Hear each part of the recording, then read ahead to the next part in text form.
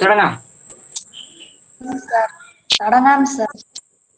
Okay, കാണാൻ പറ്റുന്നുണ്ടല്ലോ?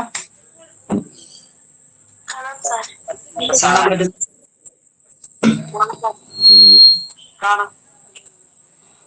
അപ്പോ നമ്മള് ഇനി മൂന്നാമത്തെ ചാപ്റ്റർ ആണ് എടുക്കാനായിട്ട് പോകുന്നത്. എത്രാമത്തെ ചാപ്റ്റർ ആണ്?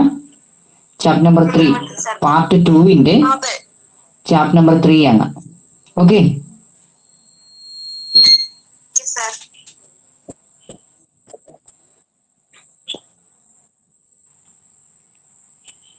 പാഠത്തിന്റെ പേരെന്താണെന്ന് അറിയാമല്ലോ?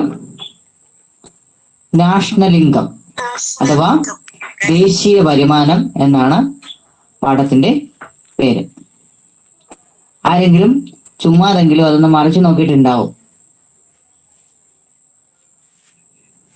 ഓക്കെ, അപ്പൊ നമുക്ക് പാഠഭാഗത്തിലേക്ക് പോകാം.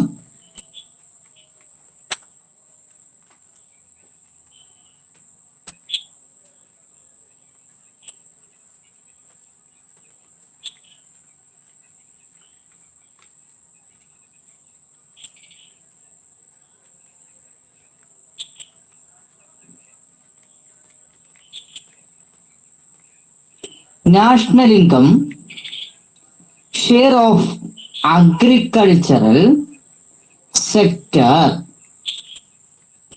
has declined. അവിടെ ഒരു പത്രക്കുറിപ്പാണ് കൊടുത്തിട്ടുള്ളത്. നിങ്ങൾ ശ്രദ്ധിച്ചിട്ടുണ്ടാവും, ആ പുസ്തകത്തിന്റെ അവിടെ കൊടുത്തിട്ടുണ്ട്. ഒരു പത്രക്കുറിപ്പ് പുസ്തകത്തിന്റെ അവിടെ കൊടുത്തിട്ടുണ്ട്. കണ്ടോ? Okay. Industrial growth inevitable increase in national income. കണ്ടോ? Okay.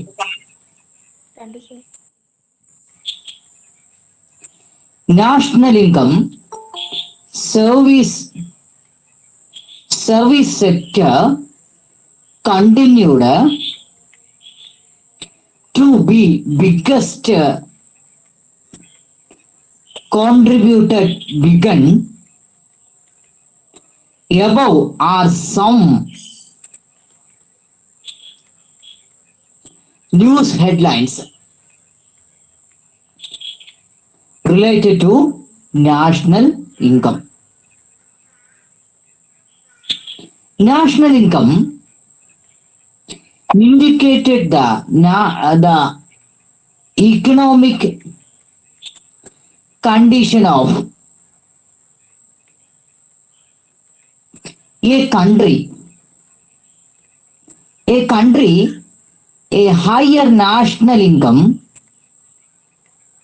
implies the economic progress of a country. Let us analyze the in details the important concepts related to national income and how it calculated in India. ദയവേത് unmute ചെയ്തിരിക്കുന്നവർ mute ചെയ്യുക. അല്ലാത്ത പക്ഷം അവരെ ആ തൽക്ഷണം തന്നെ ഇനി ക്ലാസ്സിന് ഡിസ്റ്റർബൻസ് ഉണ്ടാക്കിയാൽ ആ സമയം തന്നെ റിമൂവ് ചെയ്ത് കളയുന്നതാണ് ഞാൻ. സോ ഇവിടെ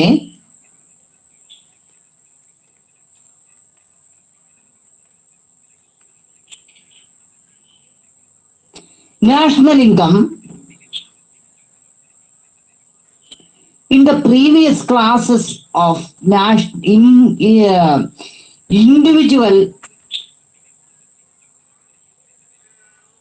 individual's income and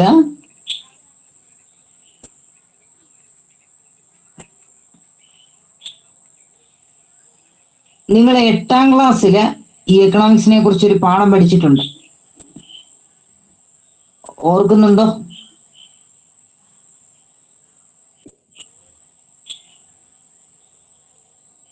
8ാം ക്ലാസ്സിലെ പുസ്തകം ആരുടെങ്കിലും കൈവശം ഉണ്ടെങ്കിൽ ഒന്ന് എടുത്തു നോക്കിയാൽ മതി. നിങ്ങൾ 8ാം ക്ലാസ്സിൽ ഇതിനെ റിലേറ്റ് ചെയ്തുകൊണ്ട് ഒരു പാഠം പഠിച്ചിട്ടുണ്ടെന്നാണ് ഈ പുസ്തകത്തിൽ പറയുന്നത്. എനിക്ക് തോന്നുന്നു സാമ്പത്തിക വികസനം അങ്ങനെന്തോ പറയുന്ന ഒരു പാഠം 8ാം ക്ലാസ്സിൽ ഉണ്ടെന്നാണ് എൻ്റെ ഒരു ഓർമ്മ. ഈ വർഷം ഞാൻ 8ാം ക്ലാസ്സിൽ പഠിപ്പിക്കുന്നില്ല, കഴിഞ്ഞ വർഷം വരെ ഞാൻ 8ാം ക്ലാസ്സിൽ പഠിപ്പിക്കുന്നുണ്ടായിരുന്നു. അങ്ങനെ എന്തോ ഒരു പാഠം ഉള്ളതായിട്ട് എനിക്കൊരു ഓർമ്മയുണ്ട്. സോ അപ്പൊ നിങ്ങൾക്ക് നോക്കാം,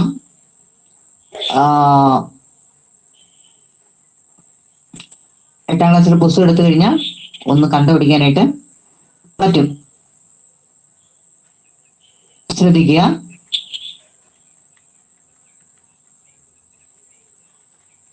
We have learned about the income of individual and families as well as the source of their income. ശ്രദ്ധിക്കുക. ഈ അധ്യായത്തിലൂടെ നമ്മൾ പരാമർശിക്കാൻ പോകുന്നത് നാഷണൽ ഇൻകം അഥവാ ദേശീയ വരുമാനത്തെ കുറിച്ചാണ്. നാഷണൽ ഇൻകം അഥവാ ദേശീയ വരുമാനത്തെ കുറിച്ചാണ് നമ്മൾ ഈ അധ്യായത്തിലൂടെ പരാമർശിക്കാൻ പോകുന്നത്.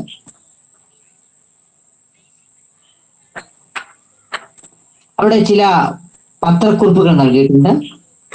ദേശീയ വരുമാനം കാർഷിക മേഖലയുടെ സംഭാവന കുറഞ്ഞു. ദേശീയ വരുമാനം കാർഷിക മേഖലയുടെ സംഭാവന കുറഞ്ഞു. എപ്പോഴും ഒരു സമ്പദ് വ്യവസ്ഥയുടെ നട്ടെല്ല് എന്ന് പറയുന്നത് എപ്പോഴും കാർഷിക വൃത്തി തന്നെയാണ്. ഇന്നും ഇന്ത്യ എത്രയൊക്കെ ഡെവലപ്പ് ചെയ്തു എന്ന് പറഞ്ഞാൽ പോലും ഇന്ത്യൻ സമ്പദ് വ്യവസ്ഥയുടെ നട്ടെല്ല് എന്ന് പറയുന്നത് ഇന്നും അഗ്രികൾച്ചർ തന്നെയാണ്. മനസ്സിലായോ? ഇന്ത്യൻ സമ്പദ് വ്യവസ്ഥയുടെ നട്ടെല്ല് എന്ന് പറയുന്നത് ഇന്നും അഗ്രികൾച്ചർ തന്നെയാണ്. കാണാൻ പറ്റുന്നുണ്ടല്ലോ ടീച്ചറിന്റെ പേര്? ഓക്കെ. അപ്പൊ ഇന്നും ഇന്ത്യൻ സമ്പദ് വ്യവസ്ഥയുടെ നട്ടെല്ല് എന്ത് തന്നെയാണ്? അഗ്രികൾച്ചറൽ സെക്ടർ തന്നെയാണ്, അല്ലെങ്കിൽ കാർഷിക മേഖല തന്നെയാണ്. ഓക്കെ. അതേപോലെ തന്നെ ദേശീയ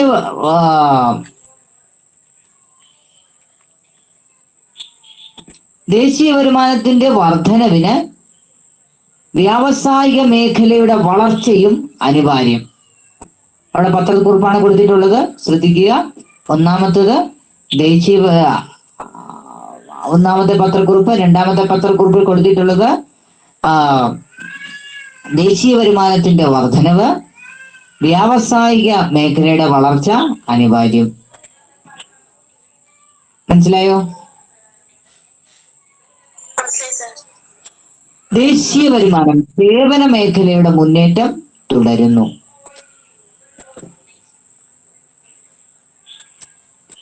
അപ്പോൾ ഇവിടെ മുകളിൽ കൊടുത്തിട്ടുള്ള വാർത്ത എന്ന് പറയുന്നത് ദേശീയ വരുമാനവുമായിട്ട് ബന്ധപ്പെട്ട ചില വാർത്തകളാണ് ഇവിടെ കൊടുത്തിട്ടുള്ളത്. മനസ്സിലായോ? ദേശീയ മേഖലയുമായിട്ട് ബന്ധപ്പെട്ട ചില വാർത്താ തലക്കെട്ടുകളാണ് നമ്മളിപ്പോൾ ഇവിടെ കണ്ടത്.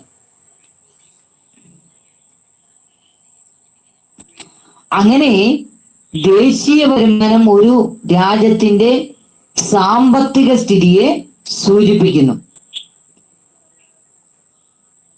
മനസ്സിലായോ?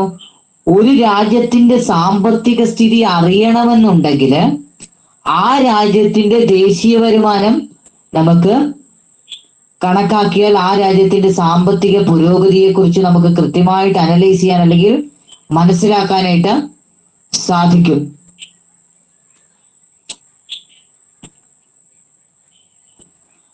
ഒരു രാജ്യത്തിന്റെ ഉയർന്ന ദേശീയ വരുമാനം കണക്കാക്കപ്പെടുകയാണെങ്കിൽ ആ രാജ്യം പുരോഗതിയിലേക്ക് കുതിക്കുന്നു എന്ന് നമുക്ക് പറയാം. മറിച്ച് താഴ്ന്ന ദേശീയ വരുമാനമുള്ള ഒരു രാജ്യത്തെ കാണുകയാണെങ്കിൽ ആ രാജ്യം അവികസിതമായി പോവുകയാണെന്ന് എന്ന് നമുക്ക് മനസ്സിലാക്കാം. കാരണം ഒരു രാജ്യത്തിന്റെ ദേശീയ വരുമാനം വളരുകയാണെങ്കിൽ ആ രാജ്യത്തിന്റെ വളർച്ചയാണത് സൂചിപ്പിക്കുന്നത്. മനസ്സിലായോ?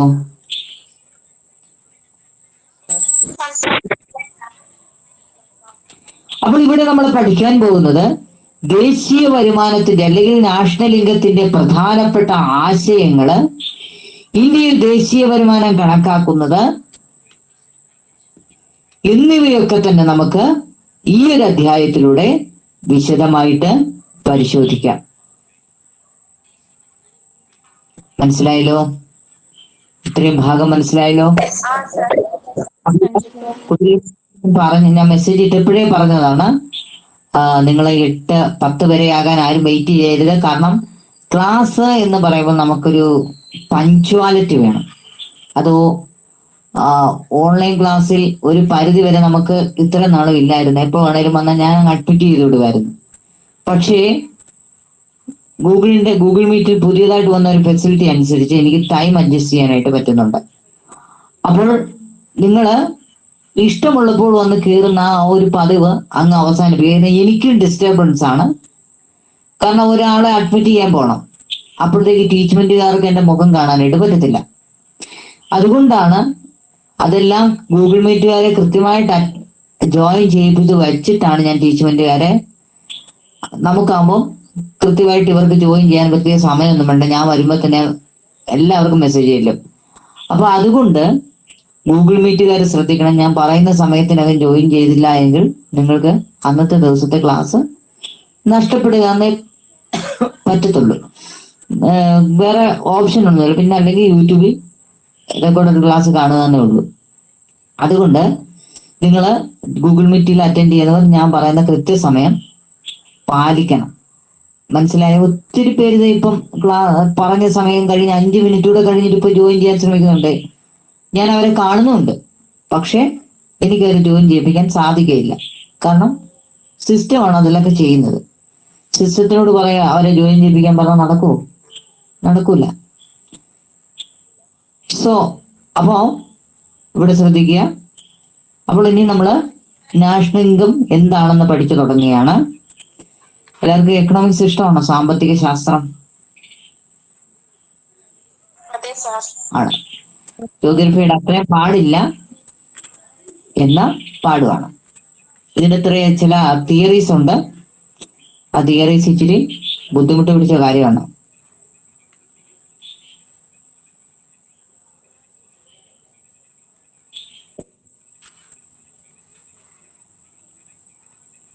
ഓക്കെ,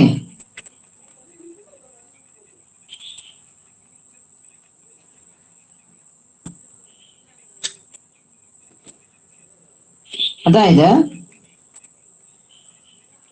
ഈ income of individual and families as well as the source of the income,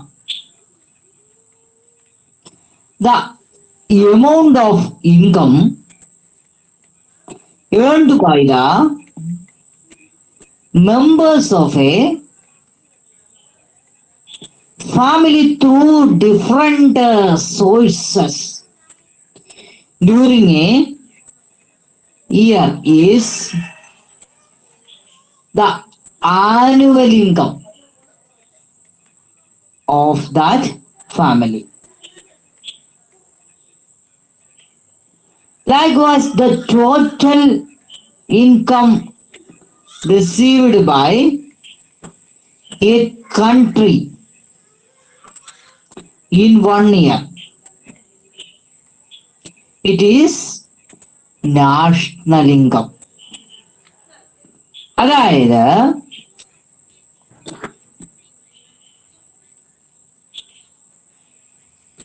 നിങ്ങൾ നേരത്തെ ക്ലാസ്സിൽ വ്യക്തികളെ കുറിച്ചും അതേപോലെ തന്നെ കുടുംബങ്ങളെ കുറിച്ചും അല്ലെ അവർക്ക് ലഭിക്കുന്ന വരുമാനങ്ങളെ കുറിച്ചൊക്കെ മുൻ ക്ലാസ്സിൽ പഠിച്ചതായിട്ട് ഓർക്കുന്നുണ്ടോ? എവിടെങ്കിലും നിങ്ങൾ പഠിച്ചതായിട്ട് ഓർക്കുന്നുണ്ടോ? എനിക്ക് തോന്നുന്നു 8ാം ക്ലാസ്സിലോ 6ാം ക്ലാസ്സിലോ എങ്ങാണ്ട് പഠിച്ചിട്ടുണ്ട്. 6ാം ക്ലാസ്സിലാന്ന് തോന്നുന്നു പഠിച്ചിട്ടുണ്ട്. 8ാം ക്ലാസ്സിൽ സാമ്പത്തിക ശാസ്ത്രത്തെ കുറിച്ച് നിങ്ങൾ പഠിച്ചിട്ടുണ്ട്. 6ാം ക്ലാസ് ഈയിടെ ഞാൻ കഴിഞ്ഞ ഞായറാഴ്ച ഒരു കൊച്ചിന്റെ പുസ്തകം കണ്ടപ്പം ഇതുമായിട്ട് റിലേറ്റഡ് ചെയ്ത ഒരു പാഠം ഞാനിത് കണ്ടായിരുന്നു. അപ്പോ നമ്മളവിടെ വ്യക്തികളുടെ വരുമാനത്തെക്കുറിച്ചും കുടുംബങ്ങളുടെ വരുമാനത്തെക്കുറിച്ചും പഠിച്ചിട്ടുണ്ട് അല്ലേ? വ്യക്തികളുടെ വരുമാനത്തെക്കുറിച്ച് പഠിച്ചിട്ടുണ്ട്, കുടുംബങ്ങളുടെ വരുമാനത്തെക്കുറിച്ച് പഠിച്ചിട്ടുണ്ട് അല്ലേ?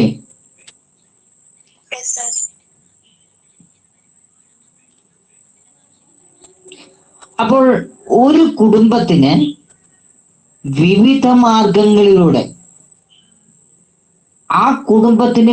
മാർഗങ്ങളിലൂടെ ഒരു വർഷം ലഭിക്കുന്ന വരുമാനമാണ് ആ കുടുംബത്തിന്റെ വാർഷിക വരുമാനം.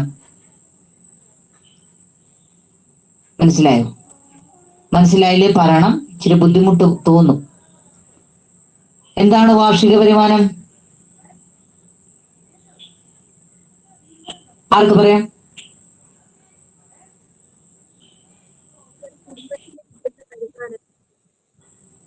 അതായത് ഇപ്പോൾ നിങ്ങളിൽ ഒരാള് ടീച്ച്മെന്റിൽ ഒരാള് ഒന്ന് പേര് പറഞ്ഞേ.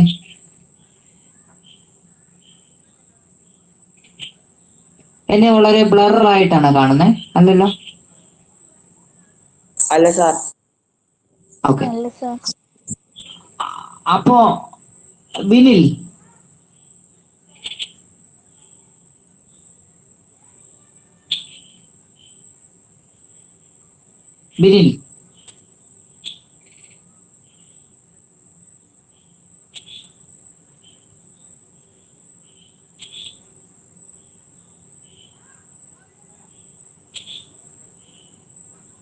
അഭിനവ്,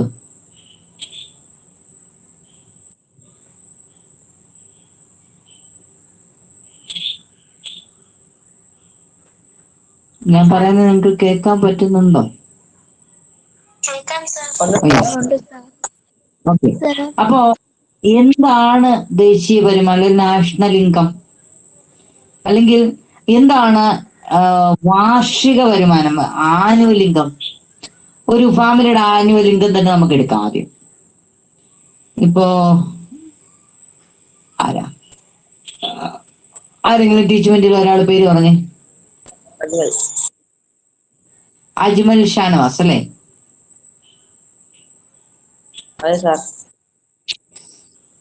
അജ്മലിന് അജ്മൽ ഒരു കളക്ടറാണ് എന്ന് വെക്കുക.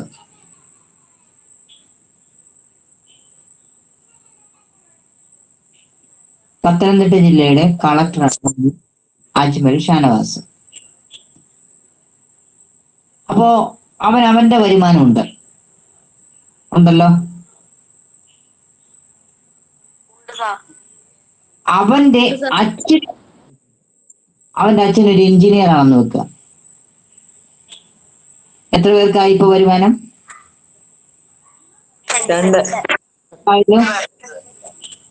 നിങ്ങൾക്ക് മനസ്സിലാകാൻ വേണ്ടിയാണ് ഞാൻ ഇത്ര വളരെ സ്ലോയിൽ എക്സാമ്പിൾ പറഞ്ഞു പോകുന്നത്. സ്പീഡ് പോണോ? ഓക്കെ. സോ അപ്പൊ വരുമാനമായല്ലോ. ഈ അജ്മലിന് ഒരു 10 ഏക്കർ റബ്ബർ തോട്ടമുണ്ട്. നമ്മുടെ ചിറ്റാറില് 10 ഏക്കർ റബ്ബർ തോട്ടമുണ്ട് അവന്. ആ റബ്ബർ തോട്ടത്തിൽ നിന്നും അവനൊരു 20 ലക്ഷം രൂപ വർഷത്തിൽ വരുമാനം കിട്ടുന്നുണ്ട്. അവന്റെ ജോലിയിൽ നിന്നും അവനൊരു 1 കോടി രൂപ വരുമാനം കിട്ടുന്നുണ്ട്. അവന്റെ അച്ഛനും ഏകദേശം ഒരു 10 ലക്ഷം രൂപ വരുമാനം കിട്ടുന്നുണ്ട്. അപ്പൊ ടോട്ടൽ ഇപ്പൊ എത്ര രൂപയായി?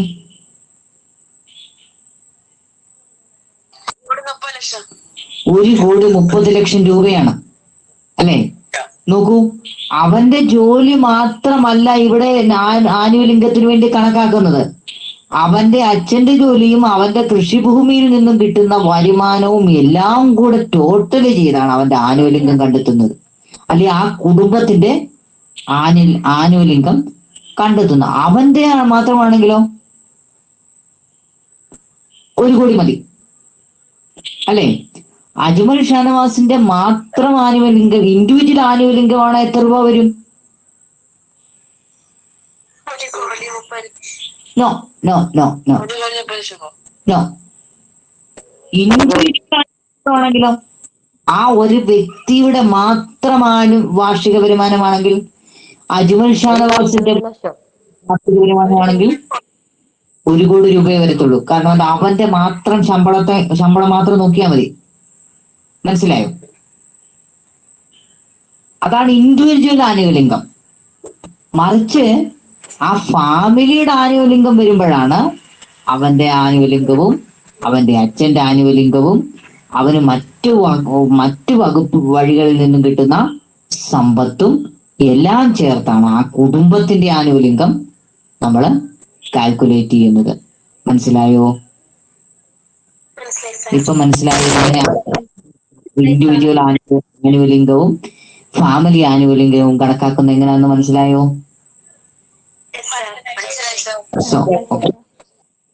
അപ്പൊ ഈ ചാപ്റ്ററിന്റെ നോട്ട് നാളത്തെ രാവിലത്തെ ക്ലാസ്സൂടെ കഴിഞ്ഞിട്ട് ടീച്ച്മെന്റിൽ ഞാൻ പോസ്റ്റ് ചെയ്യും. നിങ്ങൾ അവിടെ കയറി എടുക്കണം.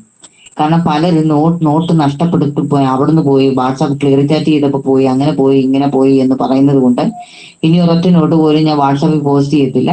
ആ ടീച്ച്മെന്റ് ആപ്ലിക്കേഷൻ്റെ അകത്ത് പോസ്റ്റ് ചെയ്ത് എപ്പോഴും അവിടെ കാണും. നിങ്ങൾക്ക് ആവശ്യമുള്ളപ്പോൾ പോയി അവിടെ നിന്ന് എടുത്തെഴുതാം കേട്ടോ.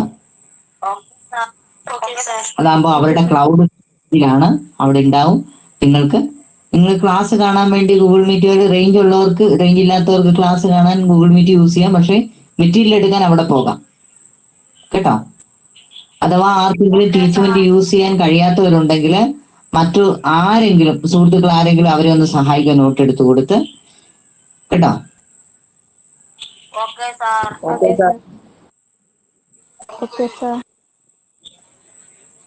അപ്പൊ നമ്മളിപ്പോ ഒരു വ്യക്തിയുടെ ഒരു ഫാമിലിയുടെയാണ് പറഞ്ഞത് ആനുവലിംഗം അല്ലെ?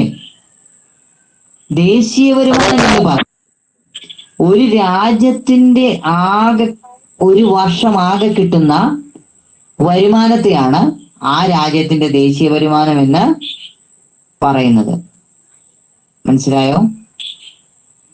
ഈ total year in A country, അതായത് ഒരു രാജ്യത്തിന്റെ ആകെ മൊത്തം ഒരു വർഷം ലഭിക്കുന്ന, അതിന് സർക്കാരിന് ഏത് ഇനത്തിൽ ലഭിക്കുന്ന വരുമാനമാണെങ്കിലും നാഷണൽ ഇൻകമായിട്ട് കണക്കാക്കും.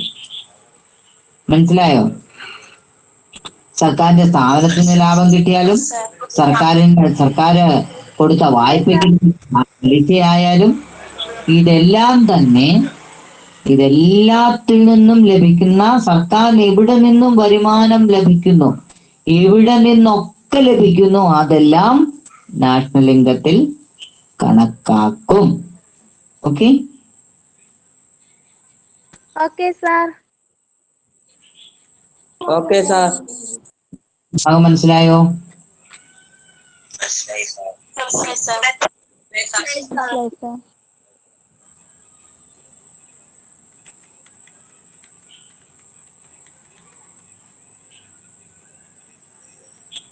It is the amount earned from the production of goods and services in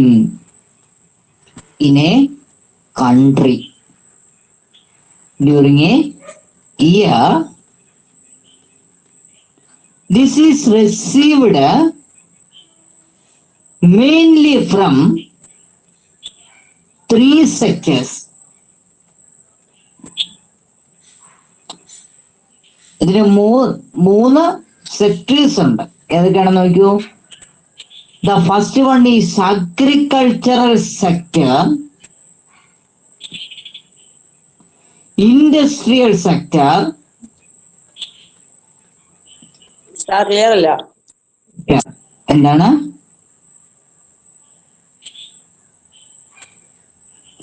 ആർക്കെങ്കിലും എന്തെങ്കിലും പറയാനുണ്ടോ? ഉണ്ടോ? അപ്പോൾ ഇതിന് 3 സെക്ടറുകളാണുള്ളത്. The first one is agricultural sector, the second one is industrial sector, and the last one is service sector. കാർഷിക മേഖല, വ്യാവസായിക മേഖല, സേവന മേഖല. കാർഷിക മേഖല, വ്യാവസായിക മേഖല, സേവന മേഖല എന്നിങ്ങനെ 3 മേഖലകളാണ് പ്രധാനമായിട്ടും ഉള്ളത്. Adding up the income from these 3 sectors, we get national income. When we calculated the money value of goods and services produced in a country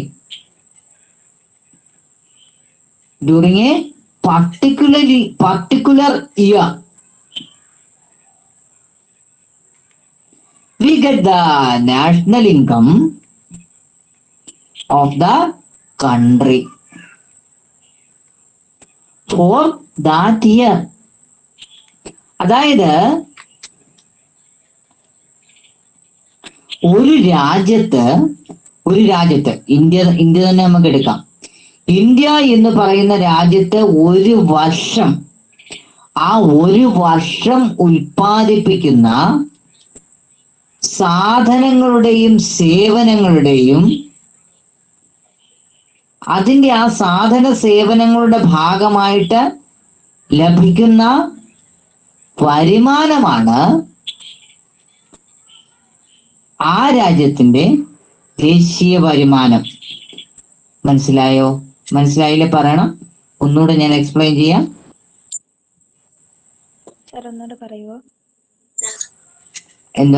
ആരോ പറഞ്ഞു, എന്നോട് പറയൂ. ഒന്നും കൂടെ പറയാവോ? അപ്പോ നാഷണൽ ഇൻകം എന്ന് പറഞ്ഞാല് ഒരു രാജ്യത്ത് ഉൽപ്പാദിപ്പിക്കുന്ന സാധനങ്ങൾ, ആ സാധനങ്ങളുടെയും അതുപോലെ തന്നെ സർവീസുകളുണ്ട്, സേവനങ്ങളുണ്ട്. മനസ്സിലായോ? ഇപ്പോൾ ഒരു മൊബൈൽ ഫോൺ നിങ്ങൾക്ക് തരുന്നത്, മൊബൈൽ ഫോൺ ദാതാവ്, മൊബൈൽ ഫോൺ കമ്പനിയുടെ അല്ലെങ്കിൽ ആ നെറ്റ്വർക്ക് പ്രൊവൈഡ് ചെയ്യുന്ന ആള് നിങ്ങൾക്ക് നൽകുന്നത് സർവീസ് ആണോ, ഗുഡ്സ് ആണോ, സാധനമാണോ, സേവനമാണോ? സർവീസ് ആണ് അല്ലെങ്കിൽ സേവനമാണ്. അതിന് നിങ്ങൾ പണം നൽകുന്നുണ്ട്, ഉണ്ടല്ലോ. ചുമ്മാ സർവീസ് തരുമോ? തരത്തില്ല. ഞാൻ ഈ അഭിനവിന്റെ കടയിൽ നിന്ന് പോയിട്ട് ഒരു 10 കിലോ അരി വാങ്ങുന്നു, അവനെനിക്ക് ചുമ്മാ തരുമോ? തരുവോടാ? തരത്തില്ല. ഞാനാണെങ്കിൽ അജ്മൽ ഷാനവാസിന്റെ കടയിൽ പോയിട്ട് ഒരു 10 മുട്ട വാങ്ങുന്നു. എന്നാ ഞാൻ പറയടാ, ഞാൻ നിന്നെ പഠിപ്പിച്ച സാറല്ലേ, എനിക്കൊരു 10 മുട്ട ഫ്രീ ആയിട്ട് താ എന്ന് പറഞ്ഞാൽ അവൻ തരുമോ? ഇല്ല. ഈ 2 ആളുകളും എന്തിനു വേണ്ടിയാണ് ഈ സാധനം വാങ്ങി വെച്ചിരിക്കുന്നത് അവരുടെ കടയില്? വിൽക്കാനാണ്. ഓക്കെ, വിറ്റ് കഴിയുമ്പോൾ അവർക്ക് എന്ത് വേണം? പ്രോഫിറ്റ് വേണം, അല്ലെങ്കിൽ ലാഭം വേണം, അല്ലേ? അപ്പോൾ ആ ലാഭത്തിൽ നിന്ന് സർക്കാരിന് നികുതി, ടാക്സ് കൊടുക്കണം, അല്ലേ? അപ്പോൾ അങ്ങനെ സാധനങ്ങളുടെ വിറ്റുവരവ്, ആ ടാക്സ്, അതേപോലെ തന്നെ സേവനദാതാക്കളും സർക്കാരിന് സേവന നികുതി കൊടുക്കണം, സർവീസ് ടാക്സ് കൊടുക്കണം. ഞാൻ BSNL ഇന്റർനെറ്റ് ഉപയോഗിച്ചിട്ടാണ് നമ്മുടെ ഈ ക്ലാസ് ഒക്കെ എടുക്കുന്നത്. ശരിക്കും ആ BSNL പ്ലാൻ ചാർജ് എന്ന് പറയുന്നത് വെറും 499 രൂപയേ ഉള്ളൂ. 499 രൂപ, 499. ഒരു മാസത്തേക്ക് ഏതാണ്ട് 200 GB വരെ 50 Mbps സ്പീഡിലും 200 GB ശേഷം 20 Mbps സ്പീഡിലുമാണ് കിട്ടുന്നത്. പക്ഷേ ഈ 499 രൂപയ്ക്ക് പകരം ഞാൻ അവിടെ അടക്കേണ്ട തുക എന്ന് പറയുന്ന 695 രൂപയാണ്. മനസ്സിലായോ? ഈ സേവനദാതാവിന് വെറും 499 രൂപയാണ്. BSNL എന്ന് പറയുന്ന നമുക്ക് സേവനം തരുന്ന ഈ സേവനദാതാവിന് ഞാൻ നൽകേണ്ട തുക എന്ന് പറയുന്നത് 499 രൂപ. 500 രൂപ നമുക്ക് റൗണ്ട് ചെയ്യാം. ബാക്കി 195 രൂപ ഞാൻ ടാക്സ് ആയിട്ട് ആർക്ക് കൊടുക്കണം? സർക്കാരിന് കൊടുക്കേണ്ടതാണ്. അതെന്റെ പേരിൽ നിന്നും ഈടാക്കുന്നത് ആരാണ്? സർക്കാർ നേരിട്ടാണോ? അല്ല. സർക്കാരിന് സേവന നികുതി അടച്ചു കൊടുത്തിട്ടുണ്ടാവും. അപ്പൊ അതും കൂടെ ചേർത്താണ് ഈ സേവനദാതാവ് എന്റെ കയ്യിൽ നിന്നും ഈടാക്കുന്നത്. നിങ്ങൾ പണ്ട് ഈ ഐഡിയയുടെ ഒക്കെ കാർഡ് വാങ്ങുമ്പോൾ അല്ലെങ്കിൽ ഇപ്പോഴാരെങ്കിലും വാങ്ങുന്നുണ്ടോ ഒന്ന് സൂക്ഷിച്ചു നോക്കണം. നമുക്ക് 20 രൂപയുടെ കാർഡ് ഇട്ടാൽ 14 രൂപയെ കിട്ടത്തുള്ളൂ, അല്ലേ? കാർഡ് ഉണ്ടോ പിള്ളേരെ? നിങ്ങൾ വാങ്ങാത്തോണ്ടല്ലേ? ഇല്ലേ? ഒരു നെറ്റ്വർക്കിന്റെ ഇല്ല.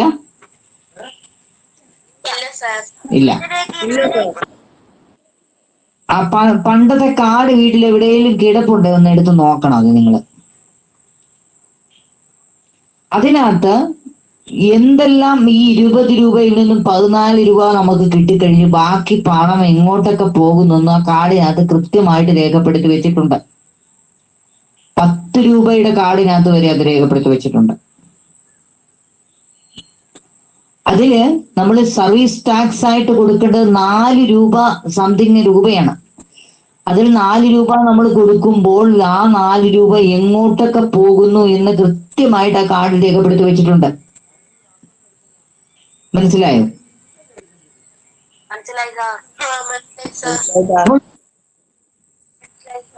രണ്ടു തരത്തിൽ ആണ് സാധനത്തിന്മേൽ ചുമത്തുന്ന നികുതിയുമുണ്ട്, സേവനത്തിന്റെ മേൽ ചുമത്തുന്ന നികുതിയുമുണ്ട്.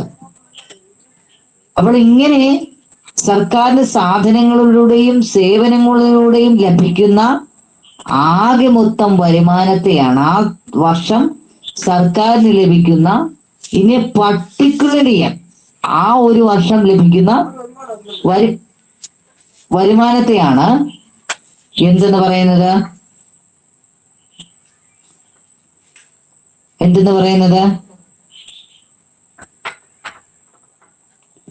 ആ രാജ്യത്തിന്റെ ദേശീയ വരുമാനം എന്ന് പറയുന്നത്, നാഷണൽ ഇൻകം എന്ന് പറയുന്നത്.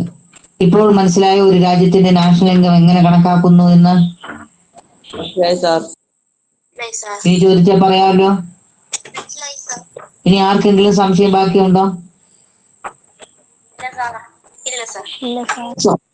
ഓക്കെ. അപ്പോൾ ഇത്തരത്തിൽ സാധനങ്ങളുടെയും സേവനങ്ങളുടെയും പണമാണ് നമുക്ക് ദേശീയ വരുമാനമായിട്ട് കിട്ടുന്നത് നമ്മൾ പറഞ്ഞു. ഇത് ഒഴുകിയെത്തുന്നത് പ്രധാനപ്പെട്ട 3 മേഖലകളിൽ നിന്നുമാണ്, 3 സെക്ടറുകളിൽ നിന്നുമാണ്. ഏതൊക്കെയാണ് സെക്ടർ എന്നറിയാമോ? ഏതൊക്കെയാണ്? Agricultural sector. Yes, very good. Agricultural sector അഥവാ കാർഷിക മേഖല. Industrial sector, service sector. Industrial sector അഥവാ വ്യാവസായിക മേഖല. സർവീസ് സെക്ടർ അഥവാ സേവന മേഖല. അപ്പൊ 3 പ്രധാനപ്പെട്ട മേഖലകളിൽ നിന്നുമാണ് സർക്കാരിന് വരുമാനം ലഭിക്കുന്നത്. സാധനങ്ങളും സേവനങ്ങളും നമ്മൾ പറഞ്ഞു. അത് രണ്ടിനെയും ഒന്നിപ്പിച്ചിട്ട് നമുക്ക് എന്ത് ചെയ്യാം? 3 സെക്ടറുകളാക്കി തിരിക്കാം. ഒന്നാമത്തേത് കാർഷിക മേഖല, രണ്ടാമത്തേത് വ്യാവസായിക മേഖല, മൂന്നാമത്തേത്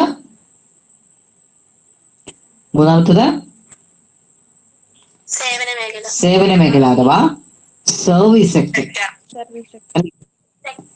എന്നിങ്ങനെ 3 മേഖലകളിലൂടെയാണ്. ഓക്കെ,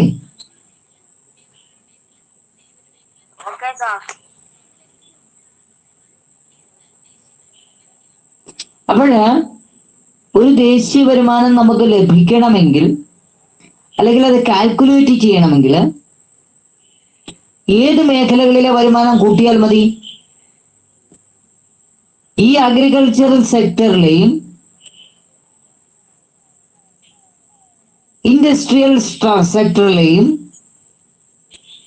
അതേപോലെ തന്നെ സർവീസ് സെക്ടറിലെയും ആകെ മൊത്തത്തിലുള്ള വരുമാനം കൂട്ടിയെടുത്താൽ മതി. മനസ്സിലായോ?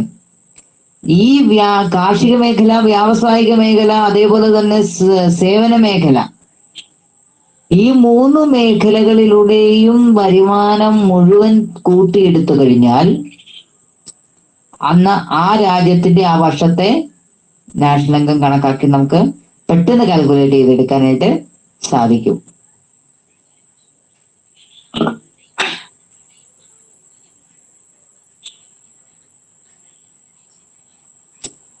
കുറച്ചും കൂടെ വ്യക്തമായി പറഞ്ഞു കഴിഞ്ഞാൽ, നമ്മൾ മുമ്പേ പറഞ്ഞു സാധന സേവന മേഖലകൾ അല്ലേ? ഈ സാധന സേവന മേഖലകളിൽ ആ വർഷം ഉൽപ്പാദിപ്പിക്കുന്ന വസ്തുക്കളുടെ ആകെ പണമൂല്യമാണ്. പണമൂല്യം വാല്യൂ എന്തിൽ കണക്കാക്കണം? പണത്തിൽ കണക്കാക്കണം. ചുമ്മാ മൂല്യം കണക്കാക്കിയിട്ട് കാര്യമുണ്ടോ? ഇല്ല, അത് പണത്തിൽ കണക്കാക്കണം. പണം എന്ന് വെച്ചാൽ ആ രാജ്യത്തെ അന്ന് ഉൽപ്പാദിപ്പിച്ചതിനെ ഒരു 10 കോടിയുടെ മൂല്യത്തിൽ നമ്മൾ കണക്കാക്കുന്നു. അപ്പോൾ ആ രാജ്യത്തിന്റെ ദേശീയ വരുമാനം 10 കോടി രൂപ ആയിരിക്കും. മനസ്സിലായോ? അതിനെ നമ്മൾ പണമൂല്യത്തിലാക്കാതെ സേവന മേഖലയിൽ നിന്നും 35% സാധനങ്ങൾ ഉൽപ്പാദിപ്പിച്ചത് 10% എന്ന് പറഞ്ഞ് കണക്കാക്കിയിട്ട് കാര്യമുണ്ടോ? അത് ദേശീയ വരുമാനം കണക്കാക്കാൻ ഒക്കൂല. മറിച്ച് എന്ത് ചെയ്യാം? അത് പണത്തിൽ കണക്കാക്കണം. 10 കോടി രൂപ 10 കോടി രൂപ ഈ വർഷത്തെ സാധന സേവന മേഖലകളിൽ നിന്ന് നമുക്ക് ലഭിച്ചു. അതാണ് ഈ രാജ്യത്തിന്റെ ഈ വർഷത്തെ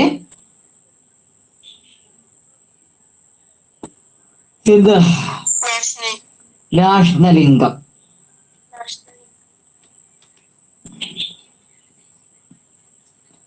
അപ്പൊ ഇത്രയും ഭാഗം മനസ്സിലായല്ലോ? ഓക്കെ, നമ്മൾ ദേശീയ വരുമാനം എന്ന് നോക്കാം.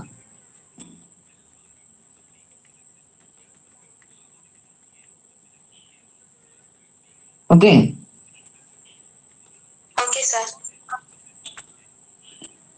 എന്തിനാണ് നാഷണൽ ഇൻകം കണക്കാക്കുന്നത് നോക്കാം.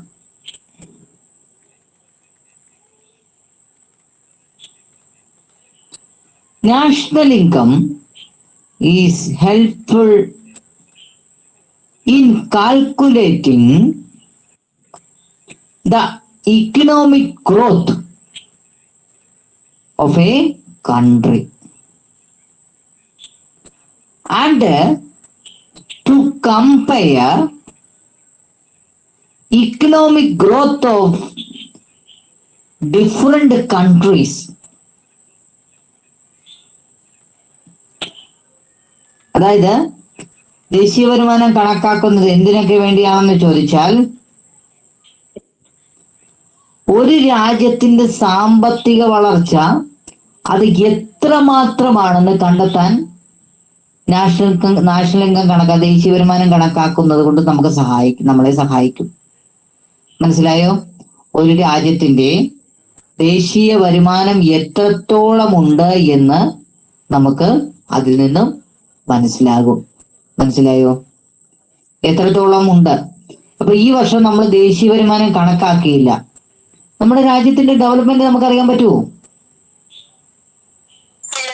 ഇല്ല. ഈ എന്താ പറയാ, ഈ വർഷം ഞാൻ എനിക്ക് കിട്ടിയ വരുമാനങ്ങളൊന്നും ഞാൻ കൂട്ടുന്നില്ല.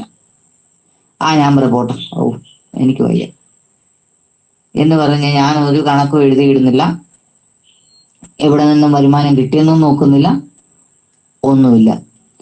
അടുത്ത വർഷം നമ്മുടെ സ്കൂളിലെ HM എന്നോട് പറയുക, രാജേഷ് സാറിന്റെ ഈ വർഷത്തെ ടോട്ടൽ ആനുവൽ ഇൻകം ഒന്ന് കണക്കാക്കി കൊണ്ടുവരാൻ പറയുക. ഞാൻ എവിടുന്ന് എന്തെടുത്തിട്ട് കണക്കാക്കും? വല്ല എന്റെ കയ്യിലുണ്ടോ? എന്തെങ്കിലും രേഖയുണ്ടോ?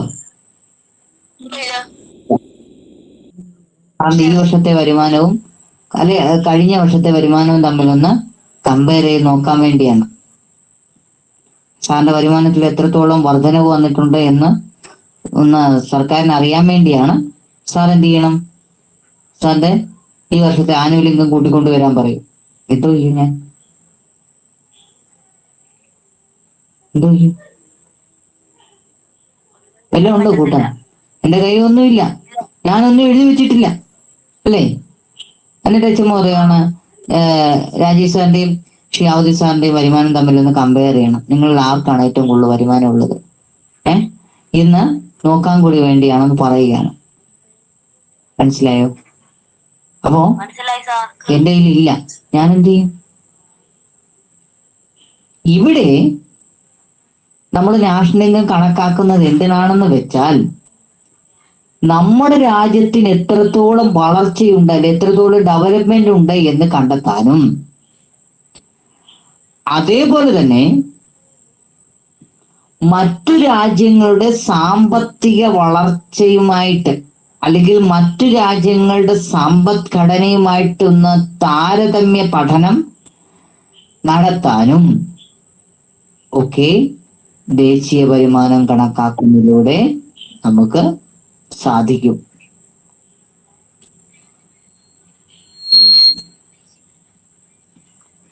എന്റെയും അപ്പൊ ഞാൻ അടുത്ത വർഷം മുതൽ എന്നാ പിന്നെ ഈ വർഷം മുതൽ അങ്ങ് എഴുതി വെച്ചേക്കാം എന്ന് പറഞ്ഞ് ഞാൻ എഴുതി വെക്കുകയാണ്. എന്റെ വരുമാനം മുഴുവൻ ഞാൻ എഴുതി വെക്കുകയാണ്. അവസാനമാകുമ്പോൾ അത് കൂട്ടുന്നു. അപ്പോൾ HM പറയാണ്, സാറിന്റെ വരുമാനം എഴുതി കൊണ്ടുവരൂ, നിങ്ങളുടെ രണ്ടുപേരുടെയും കൂടെ ഞാനൊന്ന് കമ്പയർ ചെയ്യട്ടെ. അവിടെ കണ്ടോ, എന്റെ വരുമാനവും സാറിന്റെ വരുമാനവും തമ്മിൽ താരതമ്യം ചെയ്യാനായിട്ട് സാറിന് പറ്റുന്നു. മനസ്സിലായോ? അപ്പോൾ എന്റെ ആനുവൽ ഇൻകം ഞാൻ നോട്ട് ചെയ്ത് വെച്ചുകൊണ്ടാണ് ഇത് സാധിച്ചത്. അതുപോലെ തന്നെയാണ് എല്ലാ രാജ്യങ്ങളും തങ്ങളുടെ ദേശീയ വരുമാനം കണക്കാക്കി വെക്കുന്നത്. രാജ്യത്തിന് എത്രത്തോളം പുരോഗതി ഉണ്ട് എന്ന് കണ്ടെത്തുന്നതിന് മാത്രമല്ല, മറിച്ച് മറ്റു രാജ്യങ്ങൾക്ക് എത്രത്തോളം മറ്റു രാജ്യങ്ങളുമായിട്ട് മറ്റു രാജ്യങ്ങളുടെ സമ്പദ്ഘടനയുമായിട്ട് എത്രമാത്രം പുരോഗതി നമ്മുടെ രാജ്യത്തിനുണ്ട് എന്ന് കണ്ടെത്താനൊക്കെയാണ് നാഷണൽ ഇൻകം ഉപയോഗിക്കുന്നത്. അപ്പോൾ ഇത് ഇനി എങ്ങനെയാണെന്നാണ് നമ്മൾ ഇനി നോക്കുന്നത്.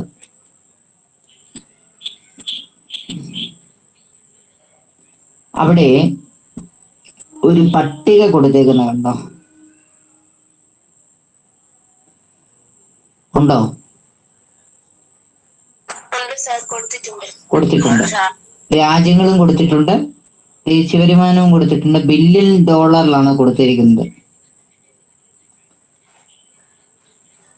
അതായത് 2000 നിങ്ങളുടെ പുസ്തകത്തിൽ ഏതൊക്കെയാ കൊടുത്തേക്കുന്നത്? 2013, 2014, 2015. 10 കൊടുത്തിട്ടില്ല. 10 കൊടുത്തിട്ടുണ്ട് സാർ. 2010, 2010, 2013, 2014. അതായത് 2010, 2013, 2014 അല്ലേ? 2010, 2013, 2014. ഇതല്പം പ്രശ്നം പിടിച്ച പണിയാണ്. 2013, 14, 15. ഓക്കെ, എന്തെങ്കിലും ആയിക്കോട്ടെ, വർഷം കൊടുത്തിട്ടുണ്ടല്ലോ. ഉണ്ട് സാർ. നമുക്ക് അതാണ് ഇമ്പോർട്ടന്റ്. വർഷത്തിലെ ആ ഡിഫറൻസ് നോക്കണ്ട കേട്ടോ. Okay sir.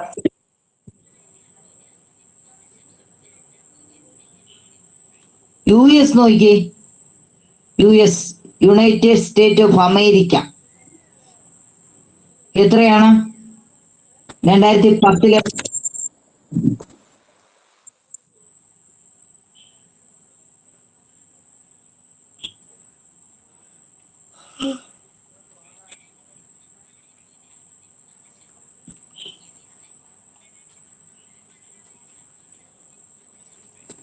16,663.20 അല്ല, 20 എന്ന് പറയണം. പിന്നെ പറയല്ലേ, $20 മില്യൺ ഡോളറാണ്. സോറി, 2010 അവരുടെ വളർച്ച ആരുടെയാ? US. USA. 2013 ആയപ്പോഴേക്കും നോക്കി എത്രയായി? 17,348.10. 17,000. അപ്പൊ 2010 16,263.20 അല്ലേ? അപ്പോൾ 2013 ആയപ്പോ 16,000 എന്നുള്ളത് 17,000 ആയി.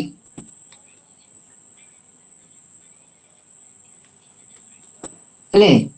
2013 17,000 348.10 ബില്യൺ ഡോളർ അല്ലേ?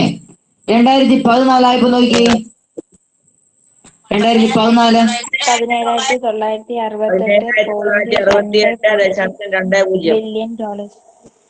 Billion dollar. ഇവിടെ ഈ 3 വർഷങ്ങളൊന്ന് കമ്പയർ ചെയ്ത് നോക്കി. ഇവിടെ വർധനവാണോ ഉണ്ടായത്? സാമ്പത്തിക സമ്പദ്ഘടന ഇൻക്രീസ് ചെയ്യണോ ഡിക്രീസ് ചെയ്യണോ ഉണ്ടായത്?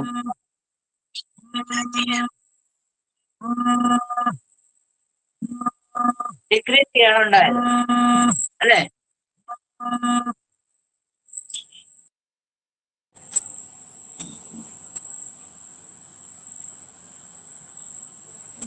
ഇത്തിരി കോള് വന്നതുകൊണ്ടാണ്. സോ അപ്പൊ ഇവിടെ ഡിക്രീസ് ചെയ്യണോ ഉണ്ടായത് അല്ല, ഇൻക്രീസ് ചെയ്യണോ ഉണ്ടായത് അല്ലേ? നിങ്ങൾക്കത് കാണുമ്പോൾ മനസ്സിലാകും അല്ലേ? അത് കാണുമ്പോൾ മനസ്സിലാകും ഇൻക്രീസ് ചെയ്യണോ. 2010 നോക്ക്, 12, എനിക്ക് തോന്നുന്നു 2010, 13 ഏതാണ്ട് 1000 ബില്യൺസിന്റെ ഡിഫറൻസ് ആണ് വന്നിട്ടുള്ളത്. എന്നാല് 13, 14 നോക്കണം, 13 നോക്കണം, 14 നോക്കണം. എത്രയാണ് ഡിഫറൻസ് വന്നിട്ടുള്ളത്? വലിയ ഡിഫറൻസ് വന്നതായിട്ട് നമുക്ക് മനസ്സിലാക്കാൻ സാധിക്കുന്നില്ല അല്ലേ? ണ്ട് ഏതാണ്ട് 1000 ബില്യൺ എറൗണ്ട്, ഞാൻ കൃത്യമായിട്ടുള്ള കണക്കല്ല പറയുന്നത്, എറൗണ്ട് ഒരു 1000 ബില്യൺസ് ഡോളേഴ്സിന്റെ ഡിഫറൻസ് വന്നിട്ടുണ്ട്. പക്ഷേ ഒരു വർഷം, ഒരു വർഷം നോക്കൂ, എത്ര വന്നിട്ടുണ്ട്?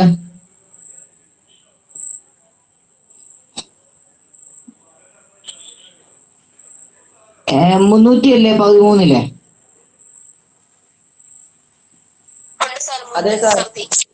300 സംതിങ്. എന്നാൽ 14 ആയപ്പോ 900 സംതിങ്. ഏതാണ്ട് ഒരു വർഷം കൊണ്ട് ഏതാണ്ട് 600 സംതിങ്ങിന്റെ ഡിഫറൻസ് വന്നിട്ടുണ്ട് അല്ലേ?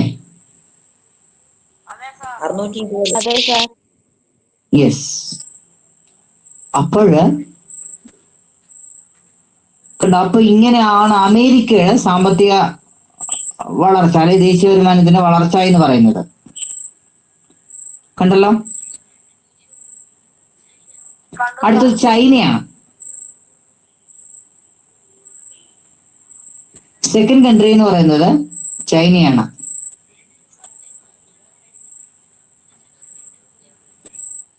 2010 നോക്ക്. 490. 400. 80. 2010. 2013 നോക്കി. 10,356.50. Billion dollars. 10,356. കണ്ടോ? 10,356. 50 അല്ലേ? 10,356.50 ബില്യൺ ഡോളറാണ് 2013. കണ്ടോ? 2014 ആയപ്പോഴേക്കും അത് 11,384.80. Billion dollars. ഇവിടെയും നാഷണൽ ഇൻക്രീസ് ചെയ്യണം. ഡിക്രീസ് ചെയ്യുന്നതായിട്ട് നമുക്ക് കാണാൻ കഴിയുന്നില്ല. ഉണ്ടോ? ആദ്യത്തെ 10 9,000 ആയിരുന്നു. 13 ആയപ്പോ അത് 10,000 സംതിങ് ആയി. 14 ആയപ്പോ അത് 11,000 സംതിങ് ആയി. അല്ലെ? ഇവിടെയും ഡിക്രീസ് ചെയ്യുന്നതായിട്ട് നമുക്ക് തോന്നുന്നില്ല. ഉണ്ടോ?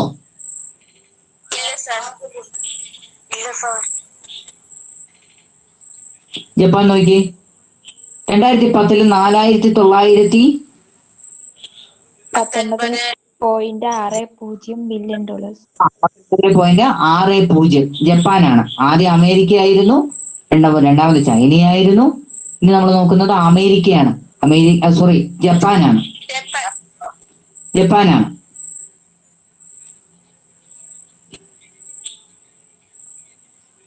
2013 നോക്കിക്കേ. 4,602.40 ബില്യൺ ഡോളേഴ്സ്.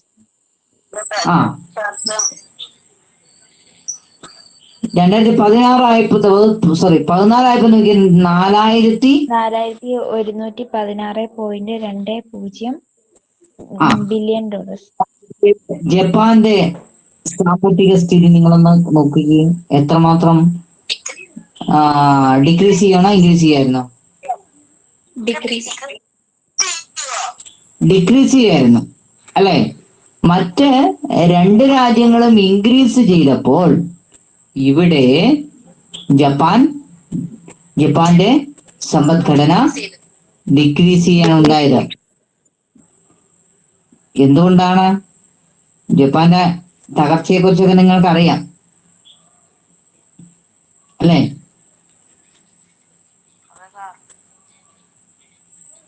അടുത്ത നോക്കി. ജർമ്മനി നോക്കി. ജർമ്മനി 3,746.50 കണ്ടോ? 2010. 2013 ആയപ്പോഴെത്രയായി? 3,774.40 ബില്യൺ ഡോളേഴ്സ്. 40. 2014 ആയപ്പോ വീണ്ടും കുറഞ്ഞു. 3,371.00. 71 ഉള്ളു. 00 ഇല്ല. 00 വരുമ്പോ നോക്കണ്ട കേട്ടോ. 71 കാൽക്കുലേറ്റ് ചെയ്താൽ നോക്കിയാൽ മതി. അടുത്ത രാജ്യം ഏതാ?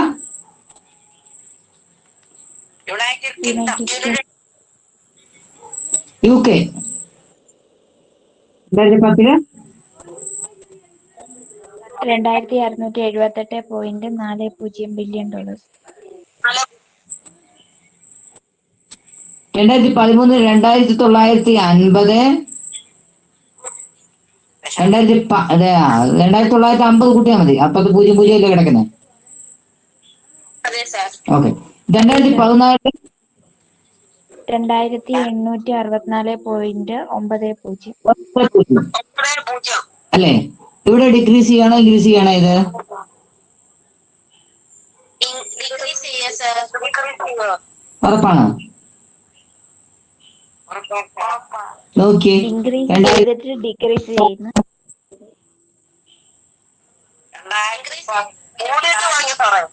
ഏ ഇൻക്രീസ് ചെയ്തിട്ട് ഡിക്രീസ് ആകുന്നു. കൂടിയിട്ട് കുറയുന്നുണ്ട് അല്ലേ? ഒരു വർഷം കൂടുന്നു, പിറ്റേ വർഷം കുറയുന്നു. പക്ഷെ ചില രാജ്യങ്ങൾക്ക് അങ്ങനല്ല, സ്ഥിരമായിട്ട് കുറയുന്നുണ്ട് അല്ലേ? അതെ സർ. ആ അപ്പൊ നിങ്ങൾ നോക്കൂ, ദേശീയ വരുമാനത്തിൽ ഉണ്ടാകുന്ന ആ വ്യതിയാനം, ആ ഡിഫറൻസ് ആണ് കാണിക്കാനായിട്ടാണ് നമ്മൾ ഇതിങ്ങനെ പറഞ്ഞു പോകുന്നത്. ഫ്രാൻസ് നോക്കൂ,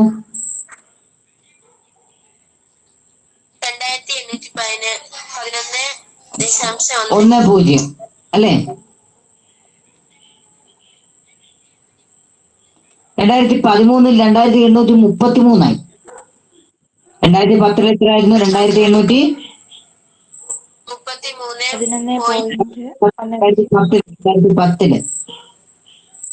2013 ആയപ്പോ 2833 അല്ലേ? അതെ അതെ സർ. സർ. നോക്കൂ, 2014 ആയപ്പോ 2400 കുറഞ്ഞു. കുറഞ്ഞോ? കുറഞ്ഞു സർ. അതെ സർ. 2010 എത്ര? 2811.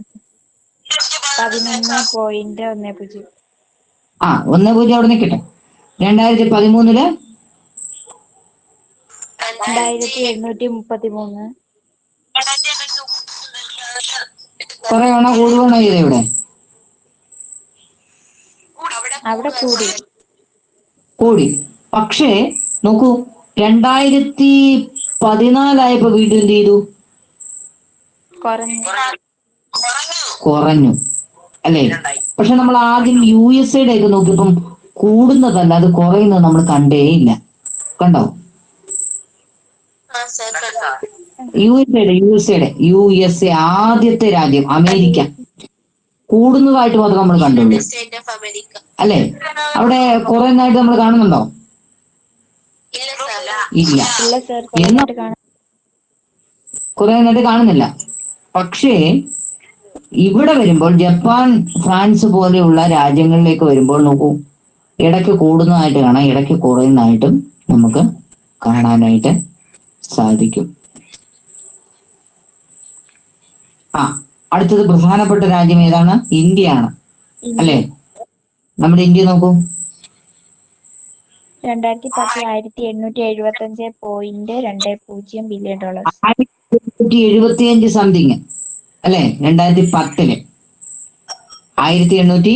1875.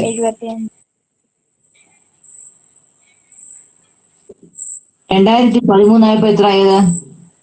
2051.20. കൂടിയോ കുറഞ്ഞോ? കൂടി അല്ലേ? 2010 2700 ആയിരുന്നു. 2013 ആയപ്പോ 2800 ആയി.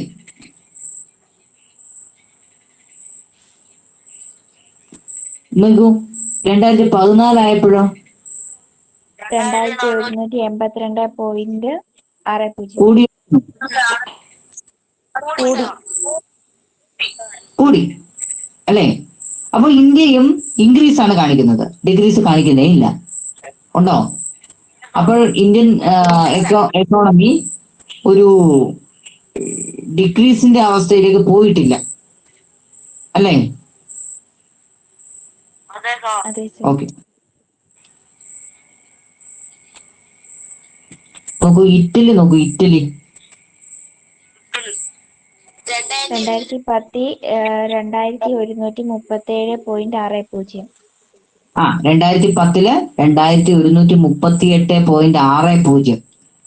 37.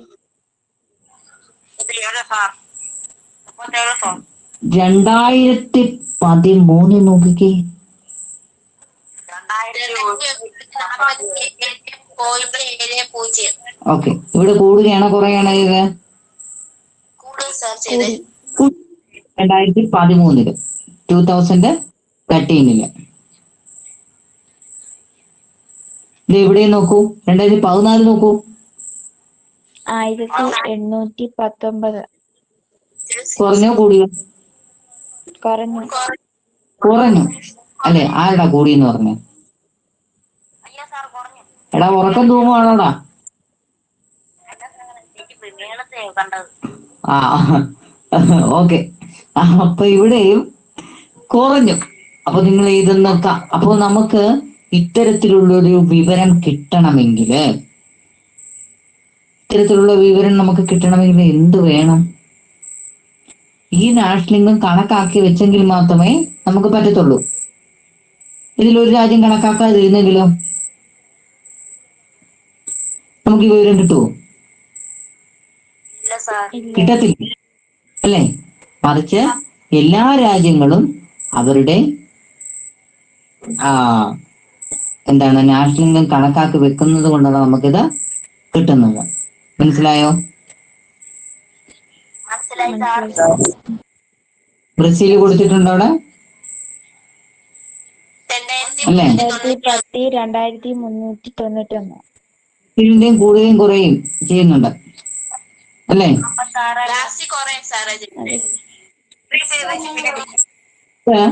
2015 IMF എടുത്തൊരു കണക്കാണ്. ഇന്റർനാഷണൽ മോണിറ്ററിംഗ് ഫണ്ട് അഥവാ IMF എടുത്തിട്ടുള്ള ഒരു കണക്കാണ് നമ്മളിപ്പോ കണ്ടത്. ഓക്കെ, സമയം എത്രയാ പിള്ളേരെ? 9:13. ഓക്കെ, തൽക്കാലം നമുക്ക് ഇവിടെ കൊണ്ട് നിർത്താം. ഒരുപാട് എക്കണോമിക്സ് പഠിച്ച് തലയിലോട്ട് കയറ്റണം. നാളെ രാവിലെ ക്ലാസ് ഉണ്ടല്ലോ. സോ നാളെ രാവിലെ വേണോ? ശനിയാഴ്ച അവധി? എന്റെ ഇഷ്ടമല്ല, നിങ്ങളുടെ ഇഷ്ടം.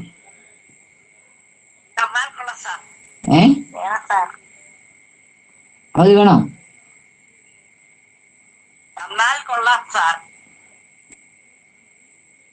സ്കൂളിലോട്ട് വാടാ, കൊള്ളാം. ഓക്കെ, അങ്ങനെയാണെങ്കിൽ ഈ ആഴ്ച മാത്രം ശനിയാഴ്ച ഹോളിഡേ. അപ്പൊ നാളെ രാവിലെ ക്ലാസ് ഇല്ല. ഇതിന്റെ നോട്ട് ഞാൻ നാളെ ഉച്ചയാകുമ്പോഴത്തേക്കും ടീച്ച്മെന്റിൽ പോസ്റ്റ് ചെയ്യും. എല്ലാവരും അവിടെ കയറി എടുക്കുക. ആർക്കെങ്കിലും PDF ഓപ്പൺ ആക്കാൻ കഴിയുന്നില്ലെങ്കിൽ മാത്രം എന്നെ അറിയിക്കുക. അത് മുഴുവൻ ഞാൻ ടെക്സ്റ്റ് ആക്കി നിങ്ങൾക്ക് ഇട്ടു തരാം. സോ പോകരുത്, പോകാൻ വരട്ടെ. ഗൂഗിൾ മീറ്റ് വരെ പ്രത്യേകിച്ച് പോകരുത്.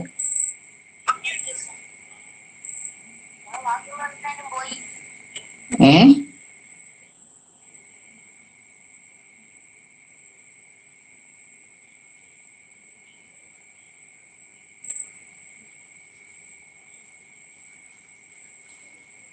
പോകരുത്.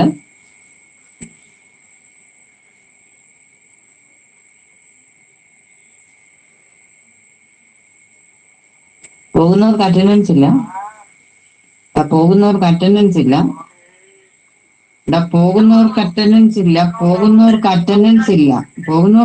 ഇല്ല. അറ്റൻഡൻസ് കൈ തട്ടിയാടാ. അഭിജിത്ത് സുരേഷ് പേര് വിളിക്കുന്നവര് ഇറങ്ങിപ്പോക്കണം ആ സമയം തന്നെ.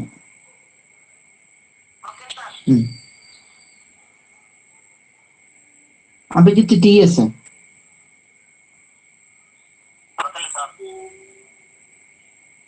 അഭിനവ് അഭി,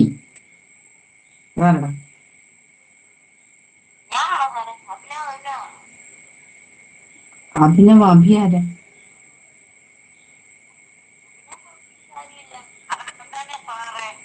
ഇതിന്റെ നീ തന്നെയാടാ. നിന്റെ ആയിട്ട് മ്യൂട്ടായിരിക്കും, നീ തന്നെ ഇറങ്ങി. അഭിനവ് ഇറങ്ങിക്കോ.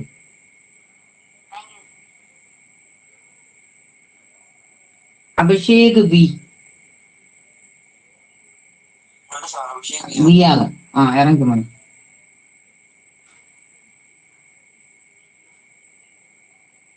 Adarsh KB.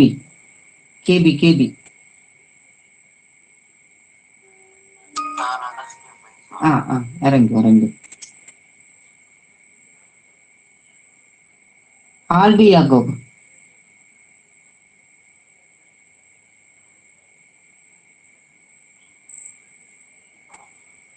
Albi.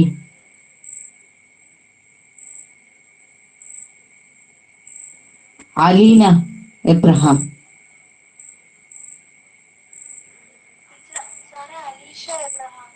Sorry Aleesha Abraham. ഇറങ്ങി മോളെ.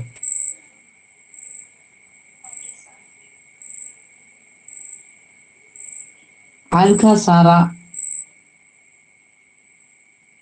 അജോ. Alan John. ഇറങ്ങി.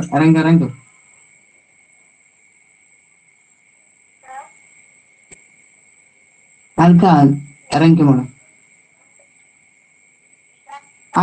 Alvin baby.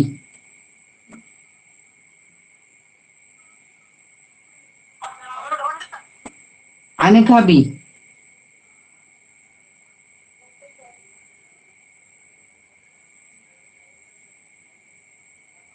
ഏഞ്ചൽ. ഇറങ്ങി.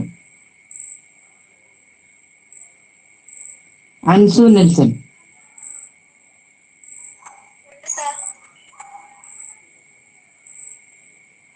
അർച്ചന.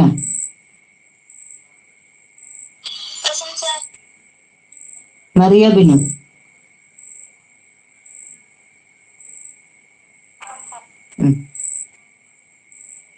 നയന മനോജ്.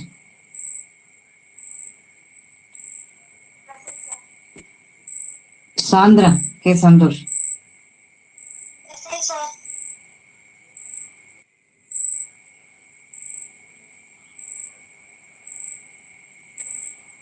സജിൻ മാത്യു. ലെഫ്റ്റ് ചെയ്തു. പേര് വിളിച്ചവർ അവിടെ നിൽക്കണ്ട, പൊക്കണം. സജിൻ മാത്യു.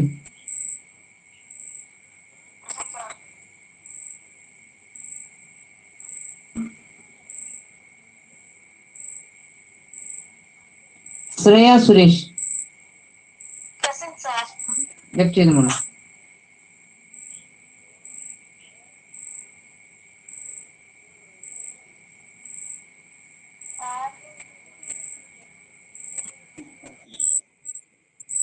സ്നേഹ ഡെന്നി.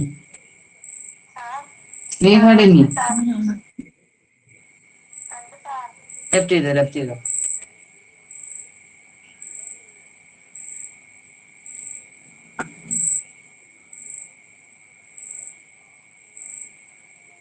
അപ്പൊ ടീച്ച്മെന്റുകാരെ നമുക്ക് പോവാം.